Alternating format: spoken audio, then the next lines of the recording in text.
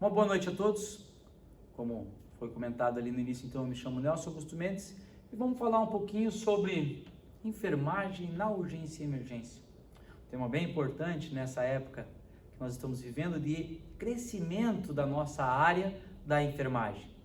Vamos fazer algumas lembranças um pouco que nós vimos na academia, o que nós sabemos no dia a dia, e aí vamos aprofundar alguns assuntos, porque o nosso tempo também ainda não é tão extenso. Vamos lá, então, vamos fazer algumas definições. O que é urgência? O que é emergência? Dois tópicos assim que, para a gente começar uma palestra de emergência, a gente tem que saber qual é a diferença de um e de outro. Quando a gente fala de urgência, é um paciente que ele necessita do primeiro atendimento imediato, não necessariamente agora. Ele precisa ser atendido, mas no máximo com 1 hora. Ele tem ainda chance de sobrevida. Já quando a gente fala numa emergência, aí sim, aí o bicho pegou. O cara tem que ser atendido agora. Porque se ele não for atendido agora, ele vai entrar em óbito. É um atendimento médico imediato. Vamos colocar alguns exemplos aqui para ver se a gente consegue entender um pouquinho mais. Nessa imagem, o que a gente consegue classificar? Ela é uma urgência ou é uma emergência? Nós temos aqui um objeto empalado, chamado de ferimento por arma branca. Não é só porque o cabo é branco não, hein? É por causa que a arma branca é tudo aquilo que penetra na pele e ocasiona lesões. Então é uma faca, porém ela é considerada uma emergência. Por que emergência? Porque nós não sabemos qual é o tamanho da profundidade que essa lâmina chegou a afetar. Pode ter afetado grandes vasos, grandes órgãos. Então por isso que ele é considerado uma emergência. Ele tem que ser atendido agora. Qualquer movimento nesse objeto pode acabar ocasionando o óbito desse paciente. Ok? Então, Nelson, todo objeto empalado é considerado uma emergência? Não, hein? Por quê? Vai depender muito da localização. Isso é um objeto empalado. Ele é uma emergência? Não. Não pegou grandes vasos, não pegou grandes órgãos, então ele é considerado uma urgência. Ele precisa ser atendido, mas ele não vai morrer com esse objeto, devido a esse objeto agora. Ok? Vamos para uma outra imagem interessante. Trauma. Qualquer acidente de trauma, até que se prove ao contrário, ele é uma urgência ou é uma emergência? Sim, ele é considerado uma emergência. Até que se prove ao contrário, todo e qualquer trauma onde teve distribuição de energia cinética, nós vamos considerar uma emergência, até a hora da chegada no local. E aí sim, é feita uma análise da cena, verificando qual é o mecanismo do trauma, e aí vamos avaliar se o paciente lá dentro ele está com uma urgência ou uma emergência. Mas até que se prove ao contrário, na chegada do local, para nós é considerado uma emergência. Uma outra imagem bem forte, hein? Sem dúvida, né? Uma parada cardiorrespiratória, sim, ela é considerada uma emergência. É um paciente grave. Se a gente não fizer nada agora, ele vai morrer. Uma outra imagem bem interessante, senhor de idade com dor no tórax. E aí? É uma emergência ou é uma urgência? Primeiro, dor cardíaca, suspeita-se de qualquer situação de emergência, principalmente com o paciente idoso. Pela fisionomia dele, nós notamos ali que ele está sentindo fortes dores. Isso pode ser considerado, sim, uma emergência. Então, até que se prove ao contrário, até a primeira avaliação, sim, é uma emergência. E aqui, um dos nossos grandes lutadores, alguns anos atrás, Anderson Silva, a hora com que ele foi dar um chute, ele fraturou a perna. Essa fratura de tira e fíbula é considerada urgência ou emergência? Ela é considerada uma urgência. Ele não vai morrer agora por causa dessa fratura. Ele pode ter um atendimento em até 60 minutos. Mas sim, nós vamos atender ele rápido. Porque se o atendimento não for adequado, ele pode morrer nas próximas horas. Por isso que nós consideramos isso como uma urgência. Ok, até aqui? Só para a gente começar, então, um assunto bem interessante de limitar o que é urgência e o que é emergência. E aí nós temos um outro assunto a ser discutido. Qual é a diferença de emergências traumáticas e as emergências clínicas? São duas coisas extremamente diferentes, porém eles andam juntos. Vamos avaliar? Quando nós falamos então de emergência traumática, o trauma é toda e qualquer alteração estrutural da pele resultante a uma energia, seja ela mecânica, térmica ou elétrica. Alterou a estrutura do nosso corpo é considerado um trauma. Vejam aqui na imagem um motociclista acabou entrando na lateral de um veículo. Isso é considerado um trauma. Mas quando nós falamos de emergências clínicas, é um estado de agravo à saúde, onde foram causados por algum fator, não foi causado por algum fator externo. Normalmente tem consequência de uma doença pré-existente nesse paciente. Aqui a gente observa lá que tem uma senhora caída, que pode ser devido a um desmaio, devido a problema cardíaco, devido até mesmo a um problema neurológico ou uma convulsão. Então, isso sim, nós vamos considerar de emergências clínicas. Mas aí vem aquela pergunta, quando nós falamos de emergência, aonde que pode acontecer as emergências? As emergências, elas podem ser decorrentes em estradas, dentro das cidades, dentro das casas, nas escolas, nas unidades de pronto atendimento, unidade básica de saúde e dentro dos hospitais. E aí vem a questão, o profissional enfermeiro tem que estar preparado para atender emergências em qualquer uma dessas áreas. Mas Nelson, eu trabalho dentro de um centro cirúrgico, eu preciso saber emergência? Claro, você é um profissional da enfermagem. Você está circulando pela rua e viu alguém cair ou ser atropelado. Você não pode jamais passar sem atender. Você tem que estar prestando atendimento. E aí vem o conhecimento. Mas Nelson, eu trabalho numa unidade básica de saúde. Muitas das cidades, dependendo de onde você estiver, o paciente que estiver passando mal, ele não tem o conhecimento que uma unidade básica, ela vai só dar o primeiro atendimento. E aí acaba levando os pacientes graves para dentro das unidades básicas. E você, como profissional da enfermagem, sim, vai ter que saber fazer pelo menos o atendimento inicial à emergência, até a chegada de uma equipe especializada com determinados equipamentos. Então, sim, o profissional da enfermagem tem que estar habilitado e capacitado para atender toda e qualquer emergência. E aí nós vamos lá voltar a um assunto também que é bem interessante. Qual é a diferença do pré-hospitalar para o intra-hospitalar? Quando nós falamos em pré-hospitalar, é o atendimento prestado, primeiros socorros, no atendimento fora do hospital. Todo e qualquer acidente ou ocorrência que aconteça fora de um âmbito hospitalar. Isso vai ter que ter uma equipe especializada para dar o atendimento pré-hospitalar. Levando em conta que nós temos um item muito importante para estar atendendo esse paciente antes de chegar no hospital. A hora ouro. Já vamos comentar com vocês em relação a isso. E quando nós falamos de intra-hospitalar, é o atendimento prestado dentro de uma unidade hospitalar fixa, que pode ser as UPAs, ou uma unidade hospitalar. Mas Nelson, a UPA ela é um pré-hospitalar fixo? Sim, nós estamos fora de um ambiente hospitalar, porém, nós temos a estrutura similar a um hospital. Nós devemos muitas vezes estabilizar esse paciente até levar para o hospital. Então ele é considerado como pré-hospitalar fixo. Ok? Beleza? Ficou bem certinho então sobre pré-hospitalar e intra-hospitalar?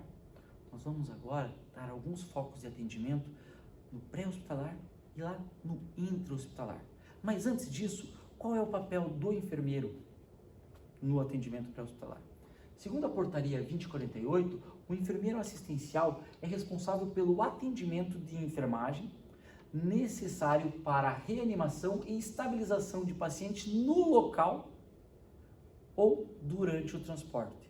Então sim, o enfermeiro assistencial, o enfermeiro intervencionista, que são chamados, ele tem que estar preparado para reanimar aquela vítima, estabilizar o quadro no local e realizar o transporte adequado.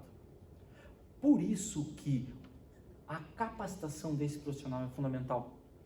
Por quê? Porque nós trabalhamos muito com a questão da hora ouro. A hora ouro... não era a hora ouro ainda. Nós vamos falar do time de resposta rápida. Time de resposta é trauma. Quando a gente fala do enfermeiro, ele não trabalha sozinho. Hoje, os protocolos mundiais, eles trabalham muito com time. A palavra time de resposta rápida, time de resposta ao trauma é fundamental. E quem faz parte desse time? O bombeiro e os profissionais da saúde do SAMU. Nós temos que trabalhar em conjuntos. O bombeiro tem que fazer parte da equipe da emergência. O SAMU tem que fazer parte da equipe de emergência. Então hoje não tem mais aquela diferença, o que é bombeiro, bombeiro atende trauma, SAMU atende clínico, não. Nós temos que unir forças com um simples e único objetivo: atender melhor aquela vítima. Mas isso acontece? Acontece e muito. Vamos mostrar para vocês? Estão vendo aqui uma imagem? Nessa imagem, então, um caminhão se perdeu em uma rodovia e caiu ribanceira abaixo. A vítima está presa dentro das ferragens e ali é considerada uma área quente, a zona quente do atendimento. Normalmente, quem vai atender essa vítima dentro da zona quente são profissionais do Corpo de Bombeiro, ok? Porém, é muito importante a equipe do atendimento pré-hospitalar da saúde, médico, enfermeiro e o socorrista, técnico de enfermagem, fazer parte disso, estar na área quente. Claro, vamos levar em consideração que aqui nós temos uma profissional do SAMU, é uma enfermeira que ela está com o capacete dentro da área quente, junto com a capa contra incêndio, contra fogo, contra temperatura, uma capa do bombeiro, para poder estar junto na cena, estabilizando aquela vítima. Vejam que essa integração já está acontecendo, já está começando agora a ter uma visão diferente do atendimento à vítima, não o atendimento da equipe, e sim prestando à vítima, pensando na palavra time. Não existe mais agora o SAMU, o bombeiro, não, é o time de resposta ao trauma. Vamos observar uma cena bem interessante aqui? Grande amigo meu aqui, Dr. Maurício Lemos. Lemos, obrigado pelo vídeo, hein? Só que foi um acidente de um caminhão que acabou entrando, uma caminhonete que acabou entrando embaixo de um caminhão, onde eles tiveram que fazer a extricação dessa vítima pelo ângulo zero. Fizeram rebatimento de teto, era uma noite, um final de tarde chuvoso, botaram uma extensão e olha lá acima, quem que tá? Tá o enfermeiro e tá o médico ali dentro da área quente fazendo a extricação dessa vítima junto com o Corpo de Bombeiro. Então nota-se que tem vários profissionais da saúde, não somente do Corpo de Bombeiro, e todos eles com a roupa adequada, com o capacete adequado. Então a questão da resposta do time está aqui, ó. Profissionais, enfermeiros, médicos, socorristas dentro da área quente fazendo a extricação. Hoje não existe mais essa diferença de só o bombeiro. Não, o profissional da enfermagem, o profissional médico tem que estar dentro da cena, ajudando na extricação, ajudando no reconhecimento, sabendo não somente mais a anatomia corporal, nós temos sim também que saber a anatomia veicular nessa situação, porque nós não podemos entrar em qualquer veículo, nós temos que saber aonde nós podemos entrar e como que nós vamos entrar. Claro, o bombeiro é responsável por essa área especificamente, mas nós profissionais da saúde somos responsáveis pela vítima, e essa é a integração que nós temos que ter, temos que ampliar isso. Time de resposta ao trauma, levem isso para a vida, está mudando e vai melhorar cada vez mais, ok? Vamos falar então do que é o atendimento pré-hospitalar. Segundo o PHTLS, esse é da 8ª edição ainda, de 2015, da 9ª edição não mudou muito não. Os profissionais de atendimento pré-hospitalar fornecem um serviço único que não pode ser feito por nenhum outro indivíduo ou grupos de indivíduos, por meio de sua aplicação efetiva do seu conhecimento e habilidade no local de um acidente ou doença. Vejam que legal essa última frase. Eles estão em uma posição invejável de salvar vidas e prestar e prevenir o alívio do sofrimento. Por que invejável? Porque sim, nós estamos no local para estar fazendo atendimento. Na ausência de um profissional do atendimento pré-hospitalar, essa vítima pode entrar em óbito. Então, nós deveremos estar junto naquele atendimento o mais rápido possível. Opa, desculpa lá. Vamos lá então, o que é o atendimento pré-hospitalar? É um tipo de assistência emergencial com peculiaridade significativa. Por que peculiaridade significativa? Porque na academia nós treinamos colocar o colar cervical de uma vítima nessa posição. Ok, padrão, mas na cena não vai estar nessa posição. Vai estar em decúbito ventral, vai estar com a cabeça posicionada dentro de um buraco. Então, nós temos que aprender o trivial para poder aplicar isso na prática em uma situação mais delicada. Por isso que acaba sendo com algumas peculiaridades. A assistência prestada em um primeiro nível de atenção a portadores de eventos agudos. Se a gente não der aquela assistência inicial naquele momento, o evento pode acabar virando trágico. Vamos falar de alguns objetivos do atendimento pré-hospitalar. O primeiro deles, segurança da cena. Ninguém entra na cena se não estiver com 100% da sua segurança. Nós temos que estar preparados para evitar risco para mim, para a minha equipe, para terceiros e daí para a vítima. Então nós temos que deixar a cena segura, chamando, acionando muitas vezes companhia de abastecimento elétrico, companhia de abastecimento de água, guarda municipal, corpo de bombeiro, polícia militar, polícia rodoviária, defesa civil ou até mesmo serviço aéreo para poder estar dando o primeiro atendimento. Ok? Na segurança da cena a gente fala de um item bem importante. Qual é ele? Nosso vestimento. Nós temos que estar preparado para estar dando o primeiro atendimento. E como que é a melhor forma disso? Está usando o equipamento adequado. Falando em equipamento adequado, vamos deixar o ambiente um pouco mais agradável? Se é para falar de trauma, vamos usar roupa de trauma. Então, com licença, se vocês me permitem.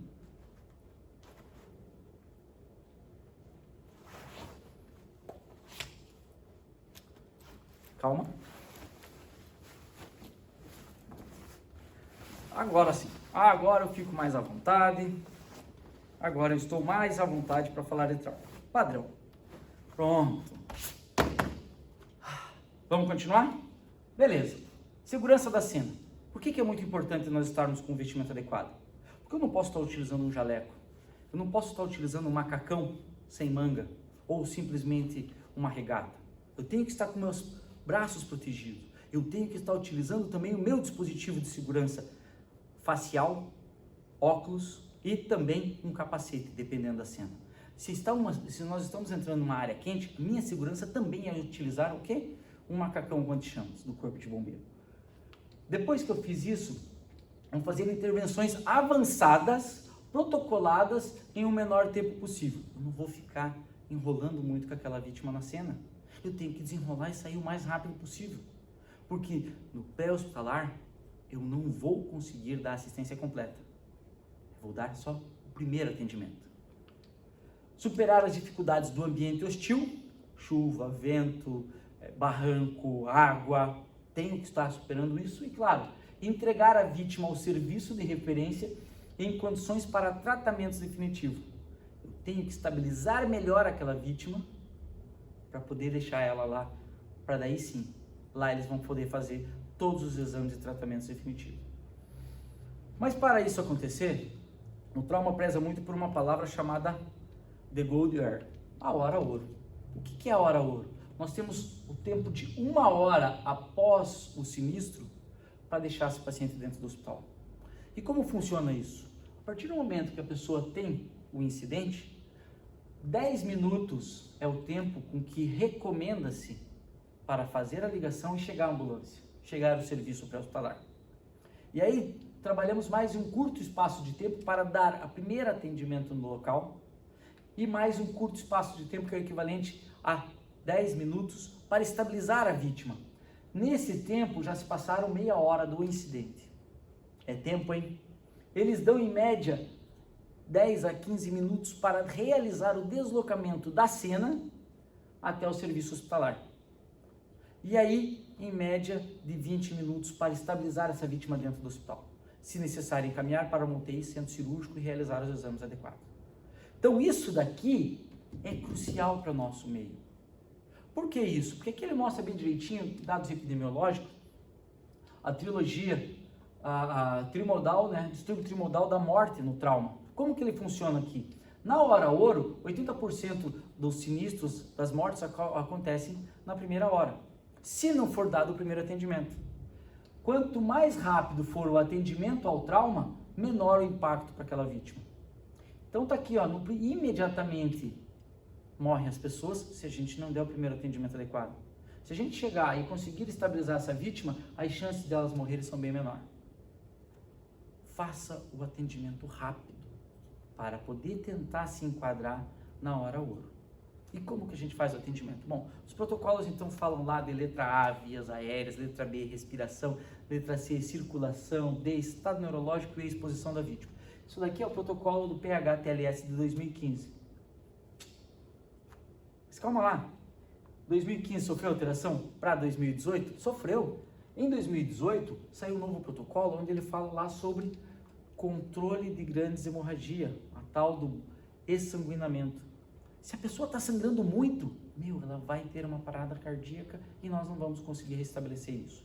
Então hoje, a primeira coisa que a gente faz é o stop the bleed. O que é o stop the bleed? Parar o sangramento.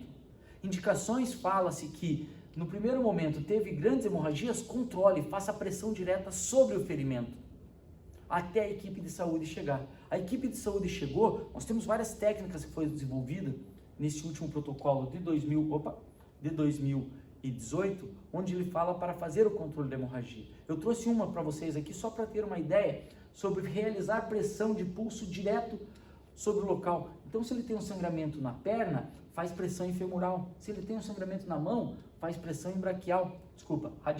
No braço, no antebraço, faz pressão em radial. Sangramento no braço inteiro, subclávia e assim sucessivamente, para diminuir o fluxo sanguíneo naquele local. Isso acaba sendo fundamental até realizar as técnicas adequadas, que é a utilização de torniquete, curativos compressivos fazendo bloqueio mais efetivos, para evitar com que esse paciente entre no chá do sangramento. O que é o chá do sangramento? Se eu não controlar essa hemorragia, esse camarada vai ter uma coagulopatia severa e nós não vamos conseguir reverter. Ele vai ter processo de hipotermia grave, que nós não vamos conseguir aquecê-lo, porque ele não tem mais sangue, e ele vai acabar entrando em acidose. E aí vamos ter complicação. E no pré-hospitalar, infelizmente, nós não temos tanta possibilidade de estar revertendo esse quadro. Por isso que imediatamente, antes de você verificar qualquer coisa do paciente, se tem grande sangramento, faça o stop the bleed. Pare esse sangramento. Depois sim, vamos para vias aéreas. O que nós vamos fazer nas vias aéreas? Avaliar vias aéreas. Como? Observar se tem algo dentro da boca dessa vítima. Levando em conta que se for um paciente de trauma, ele pode ter uma suspeita de lesão raquiomedular. Suspeita de lesão raquiomedular, nós temos que ter movimentos suaves na cabeça daquela vítima. Então, o que o protocolo indica? Em trauma, fazer tração mandibular, caso ele esteja inconsciente com suspeita de obstrução de vias aéreas. Após a realização dessa tração mandibular, desobstruir vias aéreas. Ótimo, ele está ainda inconsciente. Eu tenho que deixar uma permeabilidade efetiva naquelas vias aéreas. O que é indicado? A utilização da cânula nasofaringe ou da cânula orofaringe dessa vítima. Ainda ele está inconsciente. Vamos manter vias aéreas pérvias. Ambos os dispositivos evitam que ocorra o relaxamento da língua, facilitando a passagem do ar. Claro, não é o mais efetivo. O mais efetivo é a respiração espontânea, mas nesse momento a gente consegue estabilizar ele até a chegada do hospital ou introdução de uma vias aéreas provisória ou definitiva, um tubo endotraqueal ou uma máscara laríngea. Na letra A ainda se comenta muito a respeito de colocação do colar cervical. Vou colocar o colar cervical nessa vítima? Sim. Porém, hoje o protocolo ele coloca algumas restrições. Se a pessoa tem um ferimento penetrante, cabeça, pescoço ou tórax, não há necessidade. Remova com agilidade. E aí sim, várias questões para não estar utilizando o colar cervical. Porém, entretanto, todavia, lembrei do Pony, meu grande aluno lá de aeromédico, que ele queria que eu falasse isso, na palestra. Pony, para você, meu jovem, o que acontece? No último itemzinho do protocolo, depois que ele fala isso, aquilo, daí não precisa usar colar cervical. Porém, na dúvida, use julgamento clínico, coloque o dispositivo. Vale muito ressaltar que vai de protocolo para protocolo, de região para região, de cidade para cidade. Hoje estou passando só o que o nosso protocolo do PH-TLS traz, mas algumas cidades ainda estão colocando o colar cervical em todas as vítimas. Ok, está certo. Se a gente fez isso durante a vida inteira, por que agora a gente vai tirar? Funcionou. Então, vamos estar seguindo o protocolo local. O que eu estou passando é o protocolo internacional. Beleza? Fiz checagem da letra A, vamos para a letra B. Na letra B, eu tenho que verificar a respiração dessa pessoa. eu tenho que saber se está tendo uma boa expansão torácica, eu tenho que saber se tem uma qualidade de ar entrando e saindo daquela vítima, eu tenho que observar se não tem cianose em extremidades devido à má oxigenação. Depois que eu fiz a avaliação de vias aéreas dessa vítima, vou verificar se há necessidade de suporte suplementar de oxigênio. Como que eu observo? O protocolo ele traz para nós lá que de 10 a 20 inserção respiratória no adulto é considerado suplementação de oxigênio normal. Vou monitorizar a saturação, porém ele está com uma boa suplementação de oxigênio. O cérebro não vai ter danos e demais partes do corpo também não. Porém, se ele apresentar uma baixa frequência respiratória, que é menor do que 10, aí sim indica-se fazer ventilação assistida ou ventilação total assistida, tentando fazer uma suplementação de oxigênio superior a 95% no corpo. Isso a saturação vai nos dar. Se ele estiver com uma apneia, nem se questiona, ventilação total assistida. Vamos ter que fazer com que esse paciente faça uma expansão adequada, seja com dispositivo bolsa válvula máscara ou dispositivo endotraqueal máscara laríngea. Se ele tiver com uma frequência respiratória de 20 a 30, vou administrar oxigênio tentando fazer um fluxo de saturação de oxigênio acima de 85. Hoje eles pedem acima de 85, eu não posso dar muito oxigênio para aquela vítima também. Caso ele esteja com uma frequência respiratória acima de 30, aí começa a preocupar, porque ele vai poder ter risco de apresentar uma acidose respiratória. E isso para o paciente no pré-hospitalar não é legal. Então nós vamos ter que manter então uma ventilação assistida, bolsa válvula máscara ou máscara com alto fluxo, acima de 85 inserções respiratórias. Ok? Letra B, safo, padrão. Vamos para a letra C. Na letra C, nós vamos fazer a avaliação da circulação dessa vítima. Palpa o pulso dela. Ótimo. Não é só simplesmente palpar o pulso. Eu tenho que sentir, eu tenho que saber o ritmo, a frequência e o volume. Então eu tenho que perder ali 30 segundos sentindo aquele pulso. Vou fazer controle de hemorragias, caso seja necessário, e automaticamente funcionar um acesso naquela vítima. Um acesso vascular. Pode ser um acesso periférico ou um acesso intraósseo. Levando em conta que o periférico hoje, indicado segundo as literaturas, é um Gelco 18 para adulto. O que eu preciso é funcionar um acesso nesse paciente. E vamos pegar um acesso 14, um acesso 16. Hoje eles falam sobre um acesso de volume de até 18. Por quê? Com um paciente chocado, a gente vai se bater muito para funcionar um acesso 14. Muito mesmo. Já um paciente que está chocado para funcionar com 18, 20, ok? Levando em conta que eu não posso administrar muito volume nesse paciente. Ele está perdendo sangue. Junto com esse sangue ele perde hemácia. Se ele perde hemácia, quando eu for colocar volume, eu não vou colocar hemácia. Eu vou colocar um ringer com lactato ou até mesmo um soro fisiológico. São os dois líquidos mais infundidos aí. Existem outros dispositivos, outros volumes que é administrado, mas hoje o ringer e o físio são os mais comuns. E aí o que vai acabar acontecendo? Quanto mais volume eu coloco naquele paciente, mais eu diluo as hemácias, menor a concentração de oxigênio no nosso organismo. Hoje as literaturas falam em torno de 500 ml de volume, para tentar deixar uma pressão acima de 8, ok? Por isso que eu não preciso pegar um acesso de grosso calibre. Avaliei letra C, circulação. Vamos para disability, nível de consciência. O que a gente fala no nível de consciência? Eu vou avaliar a abertura ocular, mais resposta verbal, mais resposta motora, ok? 2018 já veio assim, menos reação de pupila. Atualização? Sim. Hoje o Glasgow ele vai de 1 a 15. Então eu vou fazer todas as avaliações normais, porém quando eu chego aqui, eu vou verificar se as pupilas estão indiferentes. As duas pupilas não reagem, eu vou diminuir 2 pontos. Se uma pupila não reage, eu vou diminuir 1 ponto. Se as duas pupilas reagem, eu não tiro nada de ponto. Isso foi a nova atualização. Já veio as diretrizes da Neuro em 2018 e o protocolo assumiu também já com essa atualização. Vamos para a letra E. A letra E, então, é a exposição da vítima. Tome cuidado para realizar essa exposição. Muitas vezes, num âmbito fora da ambulância, acaba sendo complicado, você vai acabar expondo demais essa vítima. Verifique onde está a principal lesão, se necessário expõe no local, depois dentro da ambulância se faz a exposição total dela. Ok?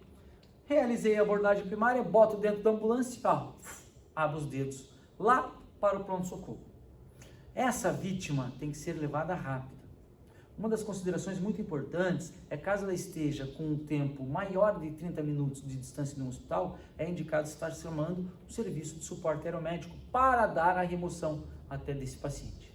Por isso que é muito importante vocês conhecerem a malha viária de onde vocês trabalham. Levou esse paciente para dentro do pronto-socorro. Lá no pronto-socorro ele tem duas maneiras de entrar. Uma delas vai direto para a sala de emergência, ou se esse paciente está um pouquinho mais estável, vai para o setor de acolhimento e classificação de risco, ou a triagem de acordo com o serviço de vocês.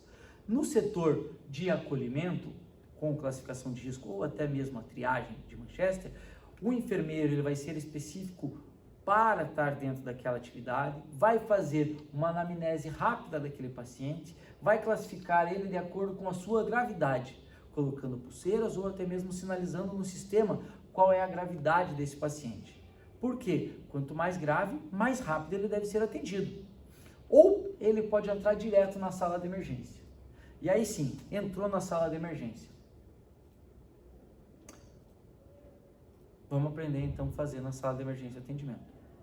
Vamos sentir mais à vontade para a sala de emergência? Vamos lá então. Agora eu estou dentro do hospital. Padrão. Tem que estar com o uniforme também dentro de uma pronto-socorro. Uma vez com que a gente está dentro do pronto-socorro, hoje é indicado sim estar usando o pijama também. Por quê? Mais fácil para você estar utilizando, menor flexibilidade e, claro, menor o risco de contaminação. Dentro do pronto-socorro, o que nós vamos fazer? Chegou o paciente para mim, eu faço MOV. O que é MOV? Monitora, oxigênio e veia. Todo paciente que entra para mim dentro de um pronto-socorro, dentro da sala de emergência, eu vou monitorizar esse paciente, vou dar o oxigênio de acordo com a minha monitorização e funcionar um acesso venoso. Também, na sala de emergência, eles indicam sempre que está funcionando um 18. Depois que eu fiz MOV, vamos para SAMPLA. Opa, aqui fica legal. Muitos dos pacientes a gente consegue identificar a sua gravidade só pegando os históricos dele. Pegando lá, sinais e sintomas, o que esse camarada está sentindo? Alergia, você é alérgico a qualquer coisa, seja alimento, seja medicamento? Medicamentos em uso, faz uso de alguma medicação? Você ingeriu essa medicação antes? Está faltando para você essa medicação? Passado médico, você faz algum acompanhamento com o médico? Tem algum problema de saúde? Líquidos e sólidos ingeridos, comeu alguma coisa nas últimas 6 horas? Ingeriu quanto de líquido nas últimas 6 horas? Isso faz muita diferença para nós. E o ambiente onde ele vive ou da onde ele veio? Rápido, é uma consulta breve de enfermagem. E aí dentro da sala de emergência, a agilidade também é grande, tanto quanto no pré-hospitalar. Na sala de emergência, a gente vai ver vias aéreas. Vou fazer uma avaliação completa dessas vias aéreas, verificando se não tem risco do quê?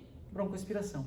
Por isso que no setor de emergência, nós temos que deixar, sim, um sistema de aspiração montado, um box de emergência montado.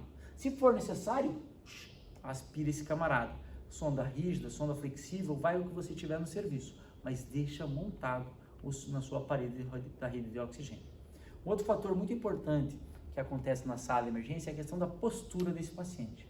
Se o paciente apresentar deitado, ele vai acabar tendo uma dificuldade respiratória devido ao relaxamento da língua. Por isso que é indicado o quê? Fazer a elevação da cabeceira. É claro, isso daqui não é uma imagem de um paciente que está dentro de um pronto-socorro, mas eu trouxe para vocês para notar que cabeceira um pouco elevada, num ângulo de 30 graus, a gente tem uma melhor qualidade de respiração. Ok? Verifiquei a letra A rapidinho, porque a gente está dentro de um setor de emergência. Vamos para a letra B. Na letra B, eu tenho que fazer o quê? Na respiração. Qual é a saturação desse paciente? Como ele está saturando? E aí sim, fazer uma ausculta. Caracas, Nelson, mas enfermeiro ausculta? Claro! Você é um profissional da emergência. Você tem que saber fazer uma boa ausculta em 4 focos pulmonar, em ausculta cardíaca, ausculta abdominal, para poder também auxiliar no diagnóstico de emergência desse paciente. Eu tenho que fazer uma coleta de gasometria, dependendo dos parâmetros respiratórios dele. A gasometria no setor de emergência é um dos itens fundamentais, de acordo com a gravidade desse paciente. E aí sim, também, enfermeiro vai ter que saber gasometria arterial, vai ter que fazer interpretação rápida de gasometria arterial. E administrar oxigênio. Nelson, quanto de oxigênio eu vou administrar? Depende. Depende da gravidade desse paciente, depende da saturação. Mas qual é o melhor dispositivo? Hoje, o melhor dispositivo para nós acaba sendo a máscara não reinalante, aquela máscara com reservatório. Por quê? Eu tenho um controle, se eu mandar 12 litros de oxigênio, eu consigo ter um fluxo de 80 a 100% de oxigênio. E nosso paciente grave precisa desse 100% de oxigênio para poder ter uma hematose respiratória e celular adequada. Ele tem uma alta concentração. Ele até é um pouco precário na adaptação, assa um pouquinho, mas é o melhor dispositivo hoje. Os demais não conseguem se mandar 100% de oxigênio, ok? Mantendo ainda na respiração. Chego lá, observo que esse camarada está com uma saturação aqui a 76%. Aspirei ele, coloquei ele semi-sentado, dei oxigênio para ele em alto fluxo e ainda está com 76%. Aí chega o médico e fala, vamos entubar o paciente. Aí a enfermagem fica apavorada. Corre atrás de lâmina de laringo, pega carrinho de emergência, procura para ver se o ambu está funcionando. Esse desespero na emergência não pode haver. Quer dizer, em nenhum setor pode haver isso daí. O que nós devemos saber num processo de intubação? Existe um protocolo, um manual, na verdade, que foi descrito aqui. Eu vou disponibilizar no chat para vocês esse manual, tá? Vou estar pedindo para os meninos estar disponibilizando para vocês ali no chat. Um manual do manejo de vias aéreas na emergência, que é a sequência rápida de intubação. Ele é um manual simples, rápido e efetivo para a gente estar podendo auxiliar numa intubação. O enfermeiro não intuba, mas ele auxilia no processo de intubação. Em qual etapa? Eles colocaram uma regra mnemônica chamada topzera. Padrão, hein? Topzera. Por que topzera? Porque o T é tudo pronto. O que é o tudo pronto? O carrinho de emergência tem que estar impecável. Tem que estar o fio guia do lado, ou o bugie de acordo com cada serviço, tem que estar ali com o tubo adequado, tem que estar com as medicações para sedação adequada, tudo isso tem que estar montado para fazer a intubação. Não existe essa história de sair correndo na central de material, na farmácia, não, você tem que deixar tudo pronto ali. Por isso que se fala, primeiro ter tudo pronto, depois a oxigenação. A oxigenação hoje é feita com máscara de alto fluxo. Então, a máscara com reservatório, 5 minutos de alto fluxo de oxigênio.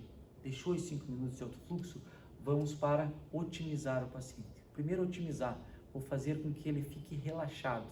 Faz uma medicação relaxante muscular. E aí, depois, zera a consciência. Aí, ceda o camarada. Mas para sedar esse camarada, você já tem que estar com o eixo alinhado. Existe, nesse arquivo que eu vou mandar para vocês, nesse guia, mostra bem direitinho uma posição adequada. Hoje o médico não precisa ficar mais lá dobrado, arcado para poder intubar. Eles elevam a cabeceira desse paciente, facilitando a intubação rápida dele. Porque você não pode ficar muito tempo esperando ali para intubar. Você não pode perder tempo, porque senão vai dar danos neurológicos e danos para os demais órgãos desse paciente. E aí, uma rápida introdução. O médico tem que colocar rápido aquele tubo ali. Teve uma boa visualização, o cara está relaxado, ele não pode ter espasmos porque você fez um relaxante aqui. Porque quando a gente coloca o laringo, ele acaba tendo agitação e aquilo faz aumento de pressão arterial e pressão intracraniana, entre outros danos. Você não pode, não quer isso. Vou fazer uma rápida introdução e aí depois a avaliação pós-tubo. Vai verificar se ele está posicionado, fazendo a ausculta primeiro epigástrica, ápice, base pulmonar. Excelente, faz a fixação do tubo e bota nos parâmetros do respirador, ok? Letra B, padrão, vamos para a letra C. A letra C, sim, vou monitorizar esse paciente já está monitorizado, porque eu fiz MOV, vou palpar pulso dele. Mas Nelson, ele está monitorizado aqui? Vou palpar pulso, eu quero o ritmo, eu quero o volume e eu quero a frequência desse paciente. Indica-se pulsos distais, seja radial ou pedial, eu vou ter que pegar pulso desse paciente para saber se está com ritmo, volume e frequência. Vou pulsionar um acesso, como eu comentei com vocês, 18, o ideal, estou dentro de uma sala de emergência. Nelson, mas posso passar um acesso central? Eu não vou ficar perdendo tempo com ele. dentro da sala de emergência, dentro do pronto-socorro, eu quero só estabilizar o quadro dele e mandar ele para a UTI, para o centro cirúrgico, para a sala de exames. Lá dentro dos setores específicos, aí sim, vai haver necessidade de passar um acesso central, funciona o acesso central. Caso contrário, um periférico ou acesso vascular, onde consiga correr volume adequado. E na punção já vou coletar exames para coletar sangue para os exames laboratoriais. Depois que eu fiz isso, ok, da C vou para a letra D, mesmo esquema. Mas Nelson, foi avaliado lá no pré-hospitalar. O paciente grave, a cada 5 minutos, a gente vai ter que avaliar a escala de Glasgow, o nível de consciência dele. Por quê? Porque o paciente grave ele pode agravar mais, ele pode afundar rapidamente. Se ele perder 2 pontos em 1 hora, ele já está muito mais grave do que a gente imagina. Não podemos deixar de avaliar nível de consciência a cada 5 minutos no paciente grave, seja clínico ou seja trauma. Daí sim, fiz a abordagem desse paciente, vou fazer o exame físico minucioso dele. Desculpa, o exame físico mínimo. Como o exame físico mínimo? Eu vou ter que ver se esse paciente está grave ou não. Vou lá para o nível de consciência dele, exame neurológico mínimo. Eu vou ter que fazer Glasgow, eu vou ter que verificar se ele tem déficit motor nos 4 membros, vou verificar se ele tem pupilas alteradas e sinais de meningismo. Isso é um exame físico, exame neurológico mínimo, rápido. Depois eu vou para o exame mínimo cardiovascular. Vou fazer a ausculta dos 4 focos pulmonar, sim, a ausculta dos 4 focos. Vou verificar se tem estase jugular desse paciente, que são graves problemas cardíacos. Vou verificar perfusão periférica e pulsos periféricos. Palpei, padrão. Vamos para outro sistema, exame mínimo pulmonar. Vou fazer a ausculta pulmonar e inspeção para ver se não está utilizando musculatura acessória. Vou verificar no abdômen, exame mínimo, sinais de peritonismo, dor aguda ou até mesmo massa com viscosidade. Então, vou sim avaliar o abdômen desse paciente, fazer uma boa palpação. Membros, vou verificar se não tem edemas no membro, se não está com panturrilha, com empastamento de panturrilha rígida, que tem reflexão lá, ó, em problemas cardíacos e aspecto geral desse paciente. Vou avaliar a mucosa dele, se tem sinais de desidratação, de cianose, icterícia, petequia ou palidez cutânea desse paciente. Feito isso, exame mínimo, rápido, eu começo a aprofundar. Como que eu vou aprofundar? São 3 sistemas que vão agravar esse paciente dentro da sala de emergência. O primeiro dele é o sistema cardiovascular. Então vamos tentar identificar se esse problema se esse paciente veio a nós por problema cardiovascular. Também eu vou fazer uma análise no sistema respiratório. Vamos fazer um exame mais aprofundado do sistema respiratório. Vou fazer uma pesquisa para ver se esse paciente está ou não com algum débito respiratório. Ou no sistema neurológico, que não é só simplesmente o cérebro, sim, nervoso central. Esses 3 sistemas vão ter que ser bem aprofundados, porque eu tenho que tentar identificar por que aquele camarada chegou ali. Foi trauma, ok, beleza, exames mostram para nós. Se for clínico, por que ele está aqui? Nós vamos ter que descobrir, certo? Padrão até aqui, legal. Isso tudo a gente consegue ver numa especialização, numa pós-graduação. E eu costumo dizer uma frase bem interessante, que é um autor desconhecido, e eu dei uma melhorada nela. Se você salva uma vida, você será um herói. Mas se salvar mais de 1000 vidas, você será um enfermeiro emergencista. Então, estude para salvar mais vidas e venha ser um enfermeiro emergencista. Quero agradecer, antes de mais nada, a Faculdade Senspeg por estar me disponibilizando esse espaço aqui na noite de hoje, bem agradável, para podermos estar trocando um pouquinho de conhecimento. Ao Bruno, nosso diretor de marketing, ao Sandro, diretor da faculdade, professora Andréia, também diretora acadêmica, e mais a equipe do marketing por estar disponibilizando esse momento nosso de uma troca de experiência que nós estamos vivendo aí. Nossa pandemia agora deixou nós um pouquinho mais com vontade de estudar e aprender, então se a gente tem essa condição de repassar esse conteúdo, a Faculdade Senspeg sempre vai estar disponibilizando isso para vocês, ok? Muito obrigado a todos. As respostas no chat aqui, no decorrer dessa semana, deixe um e-mail ali que eu vou estar respondendo para todos vocês. Tá ok? Tá ok? Forte abraço a todos, fiquem com Deus e bom atendimento, meus amigos.